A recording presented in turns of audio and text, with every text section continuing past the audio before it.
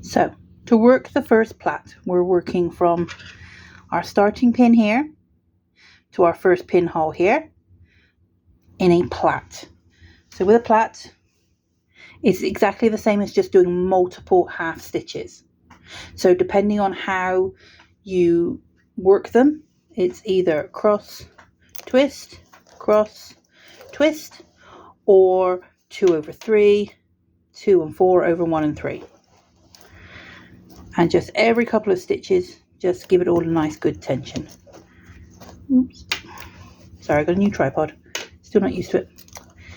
Okay, let's keep going with this one. As you can see, this metallic is very fine, but this will make the star very crisp and very angular. The slightly thicker threads will make it more squeegee, is a good word.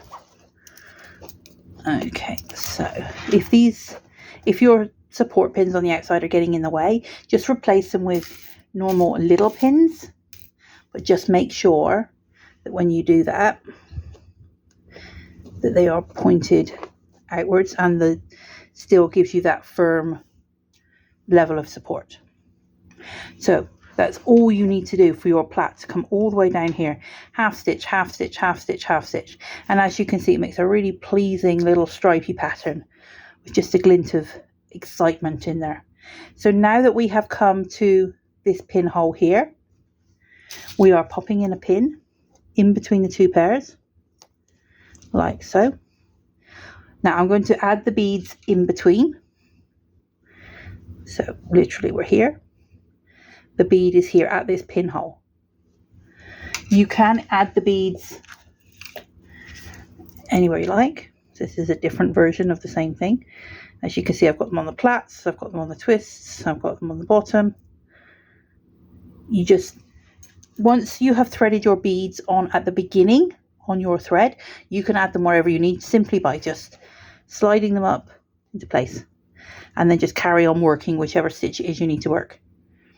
Just don't forget to put them on at the beginning of winding your bobbins. Okay, so now we're going to come out from here into the center using just one pair, and we're just going to twist right over left all the way into the middle. Again, you do need to keep this not tight, but also not too loose. So that looks like a good thing. Add your pin.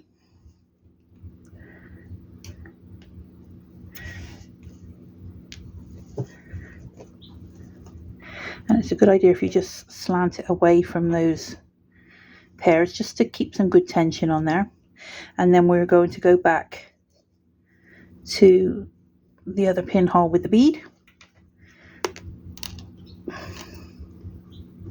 Right. Okay, so we're just going to keep twisting right over left.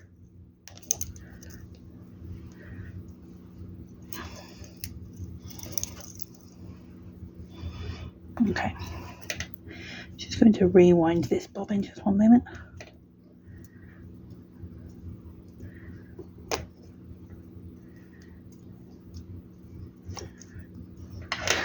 Okay, push that bead back up, and now we're going to go from this pinhole to the edge here, and we're going to go all the way till we reach the edge, not when we reach the pattern. So just slightly further over, just to hit that ring. Now in order to do that, we just need to move the pillow around slightly, because we always try and keep our work perpendicular. So just half stitch. Pull them up when necessary. As you can see, that bead fills that gap beautifully. If you think you don't need that pin there, you can take that pin out and pull it up just a little bit tighter.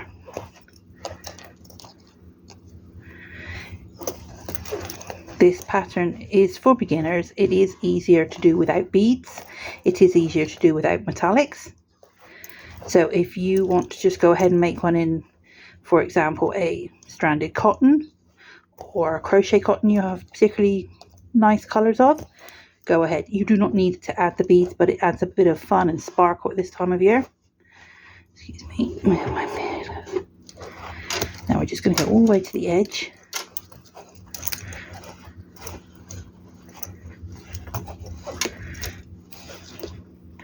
And we're going to